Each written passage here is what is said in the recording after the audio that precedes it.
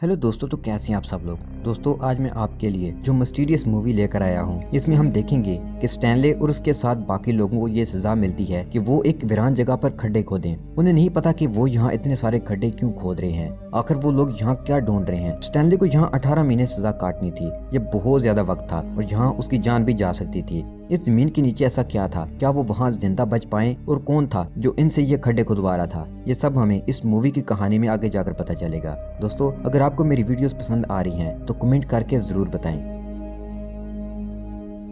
Film के शुरू में हम एक वीरान जगह को देखते हैं जहां दूर दूर तक किसी दरख्त, पानी या जानवर का नामो निशान तक नहीं है। वहां कुछ लड़के गड्ढे खोद रहे हैं। हर तरफ होल ही होल नजर आ रहे हैं। ये सब लड़के यहाँ सजा के तौर पर काम कर रहे हैं। किसी न किसी जुर्म में ये सब यहाँ हैं। फिर सीन शिफ्ट होता है स्टैनले पर। वो अपने घर जा रहा होता है। स्टैनले की फैमिली में उसके पेरेंट्स और ग्रैंडफादर हैं। स्टैनले के दादा अपने फादर यानी स्टैनले के परदादा की कहानियां सुनाया करते थे। ये फैमिली समझती है कि उनके ऊपर कोई कर्ज है, जिसकी वजह से वो किसी भी काम में कामयाबी हासिल नहीं करते, बल्कि उल्टा फंस जाते हैं। स्टैनले जब घर जा रहा होता है तो रास्ते में उसके ऊपर स्नीकर्स का एक पेयर गिरता है जो कि किसी बेसबॉल प्लेयर के थे। उस प्लेयर ने ये शूज डोनेट किए थे, लेकिन अब बेचारे स्टैनले पर ये इल्जाम लगा दिया जाता है कि उसने ये शूज चोरी किए हैं।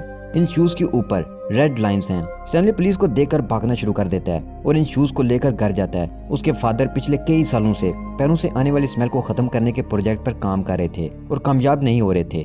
पुलिस भी स्टैनले के पीछे पीछे उसके घर आ जाती है। पुलिस जब घर आती है तो देखती है कि यहाँ बहुत ज्यादा शूज हैं और उनका शक यकीन में बदल जाता है कि स्टैनले शूज चोरी करता है। अब ये केस अदालत में ले जाया जाता है और स्टैनले को 18 माह की सजा सुना दी जाती है। स्टैनले की फैमिली के ऊपर कर्ज है, इसलिए बेकसूर होने के बावजूद भी उस बेचारे को सजा मिल जाती है। ये सारी की सारी फैमिली खुद को अनलकी समझती है। अब स्टैनले को भी इस वीरान जगह भेज दिया जाता है जहाँ बाकी लड़के गड्ढे खोद रहे थे। स्टैनले अब अपनी फैमिली से दूर हो गया है और बहुत ज्यादा दुखी है। पहली बार वो अपनी फैमिली से दूर हुआ। स्टैनले जब इस नई जगह पर आता है तो वो परेशान होता है और किसी से ज्यादा बात भी नहीं करता। शुरू में वहाँ के लड़के उसे तंग भी करते हैं। वहाँ एक और बच्चा भी होता है जो किसी से भी बात नहीं करता। उसका नाम इन सब ने जीरो रखा है। एक दिन वो सब बैठे खाना खा रहे होते हैं तो स्टैनले उनको बताता है कि मुझ पर इल्जाम लगाया गया कि मैंने बेसबॉल प्लेयर के जूते चोरी किए हैं, हालांकि मैंने तो वो चोरी नहीं किए थे और मुझे सजा के तौर पर यहाँ भेज दिया गया। फिर वहाँ जीरो उससे पूछता है कि क्या इन शूज के ऊपर रेड लाइंस थी। स्टैनले कहता है कि हाँ, उन पर रेड लाइंस थी। अब रात हो जाती है और स्टैनले अपने रूम में आ जाता है। उसे अपनी फैमिली की बहुत ज्यादा याद आ रही थी और वो अपने दादा की कहानियों को भी मिस कर रहा था। उसके दादा उसे ये स्टोरियां सुनाया करते थे, उसमें वो अपने फादर की स्टोरीज ज्यादा थी। स्टैनले के दादा ने बताया था कि उनके फादर ने शेयर मार्केट से बहुत ज्यादा पैसा कमाया। फिर एक लुटेरी लड़की जिसका नाम किसन बेड था, उसने वो सब उनसे छीन लिया। फिर स्टैनले के परदादा ने खुद का पिग फार्म बनाया। उनके फार्म पर एक लड़की काम करती थी जो बहुत खूबसूरत थी। वो किसी भी तरह बस इस लड़की से शादी करना चाहते थे। इसी सिलसिले में वो एक लेडी से मिलते हैं जिसके पास पावर्स हैं। स्टैनले के दादा उस लेडी को बताते हैं, मैं बस किसी भी तरह उस लड़की से शादी करना चाहता हूँ। वो लेडी उन्हें समझाती है कि ये लड़की खूबसूरत तो है लेकिन बेवकूफ भी है, तुम ये सब छोड़ो और अमेरिका चले जाओ। लेकिन वो नहीं मानते। उनके बहुत ज्यादा इसरार पर वो लेडी उन्हें कहती है कि तुम एक पिग को लेकर पहाड़ी के ऊपर जाओ और वहाँ के वाटरफॉल का पानी पिलाओ, फिर वो पिग बड़ा हो जाएगा। तुम इस पिग को लेकर उस लड़की के फादर के पास जाना, वो इस रिश्ते के लिए मान जाएंगे। वहाँ ये वादा भी होता है कि स्टैनले के दादा उस लेडी को भी आबशार का पानी पिलाएंगे, जिसको पीने के बाद वो हमेशा के लिए जवान और खूबसूरत हो जाएगी। स्टैनले के परदादा इस वाटरफॉल के पास पिग को लेकर जाते हैं और उसे पानी पिला देते हैं। अब वो पिग बड़ा हो जाता है तो वो उसे लेकर उस लड़की के घर जाते हैं। वहाँ एक और आदमी भी अपना बदसूरत पिग लेकर आता है। वो बेवकूफ लड़की इसलिए दूसरे आदमी से शादी के लिए तैयार हो जाती है क्योंकि उसका पिग स्टैनले के परदादा के पिग से बड़ा था। अब स्टैनले के परदादा डिसर्ट होकर वापस आ जाते हैं और अब उन्हें याद आता है कि वो तो अपना प्रॉमिस भूल गए थे जो उनने उस लेडी से किया था कि वो उसे भी वाटरफॉल का पानी पिलाएंगे, जिससे वो हमेशा के लिए जवान हो जाएगी। अब वो लेडी स्टैनले के परदादा को कर्ज देती है कि अब से तुम्हारी फैमिली में जो मर्द पैदा होंगे वो सब अनलकी होंगे।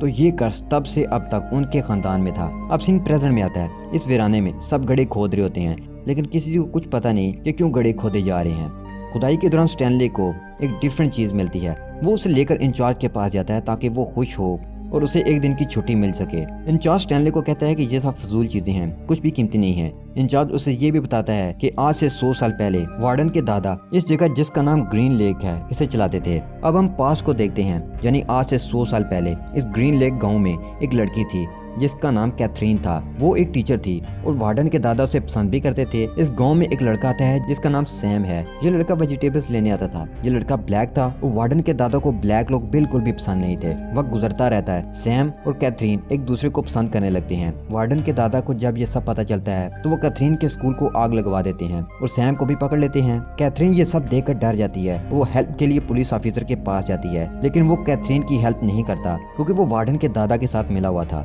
अब वो लोग इस लेक के किनारे पर सैम को कत्ल कर देते हैं। इस सब के बाद कैथरीन बहुत ज्यादा दुखी हो जाती है। उसे लगता है कि उसके पास अब कुछ भी नहीं बचा। सैम का बदला लेने के लिए सबसे पहले वो पुलिस ऑफिसर को मारती है, फिर उन लोगों को मारती है जो वार्डन के दादा के साथ मिले हुए थे। कैथरीन का नाम अब किसन केट बार्लो हो चुका था क्योंकि जब वो किसी को मारती थी तो फिर उसे किस भी करती।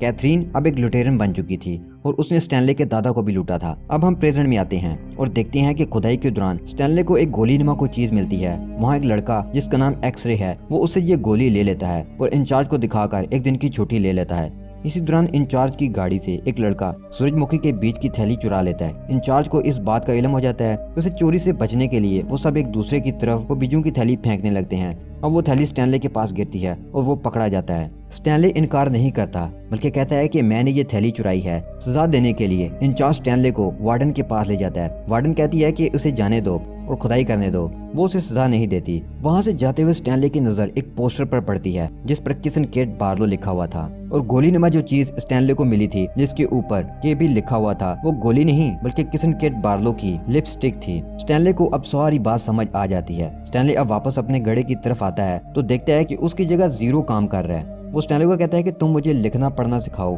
मैं तुम्हारी जगह गड़ा खोद दूंगा। वो स्टैनले को अपना नाम बताता है। यहाँ पर एक सीक्रेट ये रिवील होता है कि ये जीरो उस लेडी का पोता है जिसने स्टैनले के दादा को कर्ज दिया था कि तुम्हारे खानदान में जितने मर्द होंगे वो अनलकी होंगे। स्टैनले और जीरो अब अच्छे दोस्त बन जाते हैं और साथ में खुदाई करते हैं। स्टैनले जीरो को लिखना पढ़ना सिखाता है। जब ये बात इंचार्ज को पता चलती है तो वो वार्डन को बुलाकर ले आता है। जब वार्डन आती है तो स्टैनले कहता है कि जीरो को लिखना पढ़ना सिखाया जाए, ये इंटेलिजेंट बच्चा है।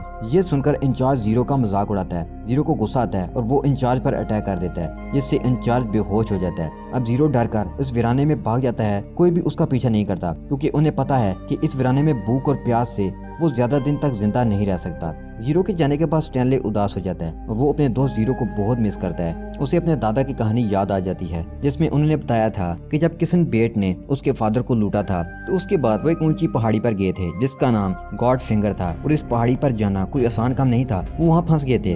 स्टैनले अपने दोस्त जीरो को ढूंढने के लिए मौका देकर वहाँ से भाग जाता है। उसे जीरो मिल जाता है जो बहुत भूखा और प्यासा है। अब इन दोनों को पहाड़ियाँ नजर आती हैं। वो उनके ऊपर जाना चाहते हैं। स्टैनले के दादा भी उसके ऊपर जाना चाहते थे। पहाड़ी के ऊपर जाना आसान नहीं था लेकिन वो दोनों हिम्मत करके उस पहाड़ी के ऊपर चढ़ना शुरू करते हैं। एक पॉइंट पर आकर स्टैनले फंस जाता है। जीरो से फावड़े की मदद से ऊपर खींचता है जिससे जीरो का हाथ जख्मी हो जाता है। जीरो स्टैनले को कहता है कि तुम ऊपर चले जाओ, मेरे अंदर हिम्मत नहीं है। स्टैनले उसे अपने शोल्डर पर बिठाकर ऊपर ले जाता है। अब ये दोनों पहाड़ी के टॉप पर आ जाते हैं। ये वही जगह है जहाँ स्टैनले के परदादा पिक को लेकर आए थे। पहाड़ी के ऊपर पानी भी था। यही पानी पिलाने का वादा उन्होंने जीरो के दादा से किया था। स्टैनले जीरो को पानी पिलाता है और ये कर्ज खत्म हो जाता है। दूसरी तरफ शहर में स्टैनले के फादर पैरों से आने वाली स्मेल को खत्म करने वाले प्रोजेक्ट पर कामयाब हो जाते हैं और कोर्ट में स्टैनले की लॉयर उसके केस जीत जाती है। स्टैनले की सजा खत्म हो जाती है। अब वो लोग स्टैनले को लेने के लिए उस वीराने में आते हैं तो वार्डन उन्हें बताती है कि स्टैनले इस वीराने में भाग गया है और अब तक तो वो भूख प्यास से मर भी गया होगा। अब हम पास का सीन देखते हैं। किसन केट को वार्डन के दादा ने गन पॉइंट पर लिया हुआ है और वो उसे पूछते हैं कि बताओ खजाना कहाँ है, लेकिन वो नहीं बताती और उसके साथ ही किसन केट की डेथ हो जाती है। अब स्टैनले और जीरो को पता है कि खजाना कहाँ है। वो दोनों लिपस्टिक वाली जगह पर खुदाई शुरू कर देते हैं। उन्हें वहाँ खजाने का एक संदूक मिलता है। इंचार्ज और वार्डन देखते हैं कि इस खजाने वाले बॉक्स के साथ जहरीली छिपकलियां भी हैं। वो उन्हें वहीं छोड़ देते हैं कि छिपकलियां इन्हें मार देंगी। सुबह पुलिस डिपार्टमेंट के लोग इन्वेस्टिगेशन के लिए आते हैं। वार्डन स्टैनले और जीरो पर इल्जाम लगाती है कि ये दोनों मेरे दादा का खजाना लेकर भाग रहे थे। जीरो उन्हें कहता है इस संदूक के ऊपर स्टैनले के दादा का नाम लिखा है, यानी कि ये संदूक स्टैनले का है। स्टैनले और जीरो अब आजाद हैं। जीरो स्टैनले के घर है। वो सब मिलकर इस संदूक को खोलते हैं। उसके अंदर बेशबाक कीमती खजाना है। स्टैनले और जीरो अब बहुत ज्यादा अमीर हो जाते हैं। उनके पास जाती बड़े बड़े घर और लग्जरीज हैं। सजा से आजाद होने वाले लड़के अब उनके पास आकर रहते हैं और लास्ट में जीरो अपनी मदर से काफी अरसे बाद मिलता है और यहीं पर यह मूवी खत्म हो जाती है।